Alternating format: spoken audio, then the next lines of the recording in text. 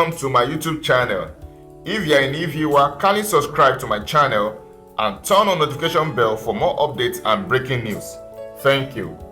National Assembly, APC anointed candidates rebels to slug it out. Yari, others fail to step down for Akpabio. ABASS as leadership holds. Izunazo, Musa withdraw. Lawan endorses Akpabio after Tinubu meeting.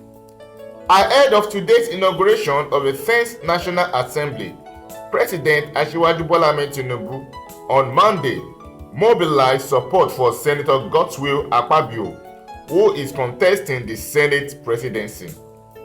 The president, as part of efforts to rally support for Akpabio and other anointed aspirants of the All Progressive Congress, met the chairman of the Progressive Governors Forum, Uzodinma. But a former Zamfara state governor, Senator Abdulaziz Yari, was pressing ahead with his Senate presidential ambition on Monday, just as the Deputy Speaker, Idris Wase, and another member of the House of Representatives, Sani Jaji, insisted on contesting the position of the Speaker. The APC National Working Committee had zoned the Senate President to the South-South and nominated Akpabio, a Christian, as a preferred candidate, and Senator Jibrin Barrow from Northwest for Deputy State President.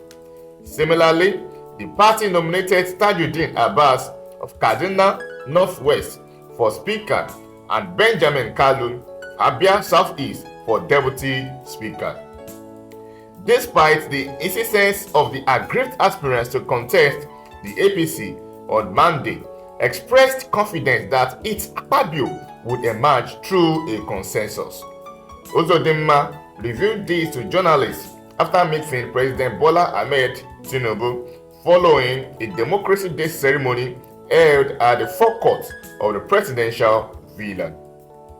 Uzodinma, who chairs a small technical committee to help coordinate the process of Tuesday's election in the Senate and the House of Representatives, said his team was hopeful of a landslide victory for the Akpabio.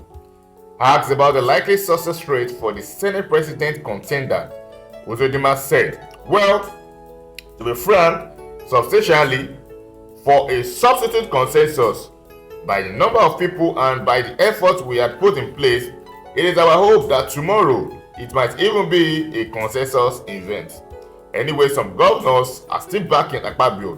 Now, but to the glory of God, we pray for that, and at the same time, hoping that should we go into an election, Akpabio's acceptance as of today cuts across the political party we belong to.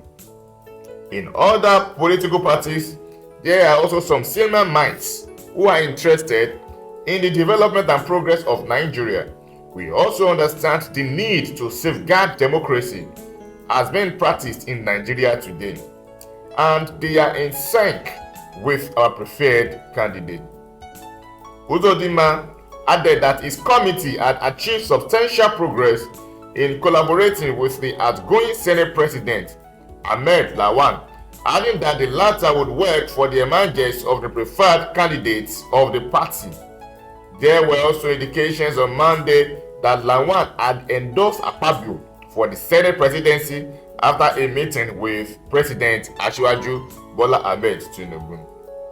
According to multiple sources, Lawan, who was a major voice in the Yari camp, backed out on Monday and threw in his weight behind Akpabio Barrow ticket.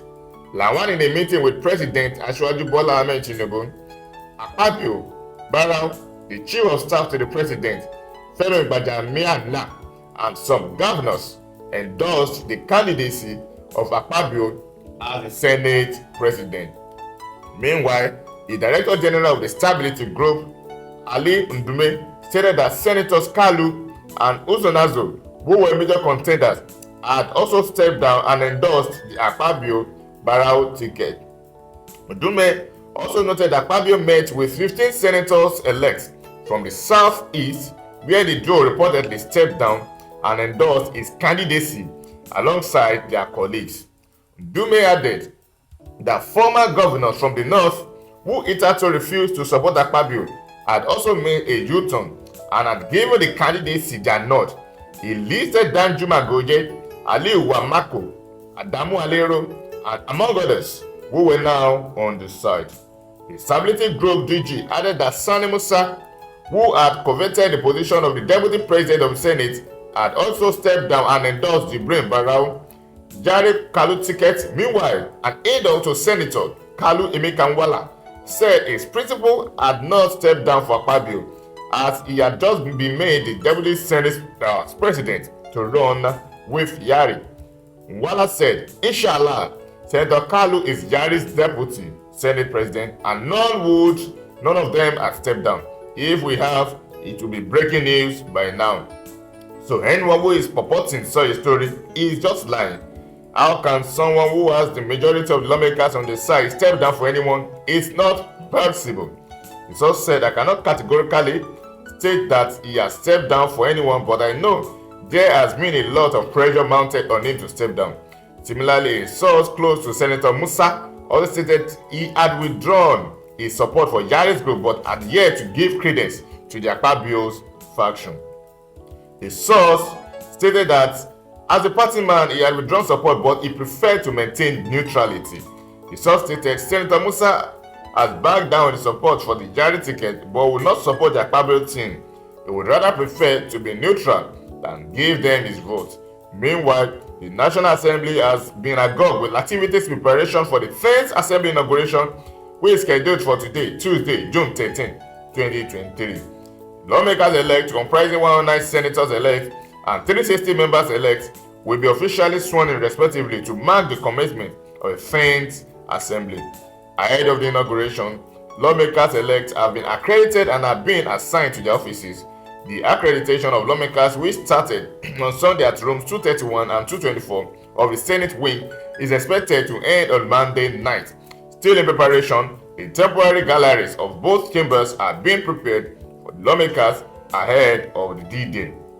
According to the management, unlike previous years, when each lawmaker was allowed with 2 guests into the gallery, just the lawmakers-elect will be allowed into the National Assembly building, but will watch from the arcade already designed and decorated for guests of the lawmakers. Our correspondent observed that the name tags assigned to the seat of the 9th Assembly lawmakers have been removed. In the same vein, no fewer than 4 patrol vehicles and scores of civil defense officials have been deployed to the National Assembly for surveillance. Do not forget to subscribe to my channel and turn on the notification bell. Thank you.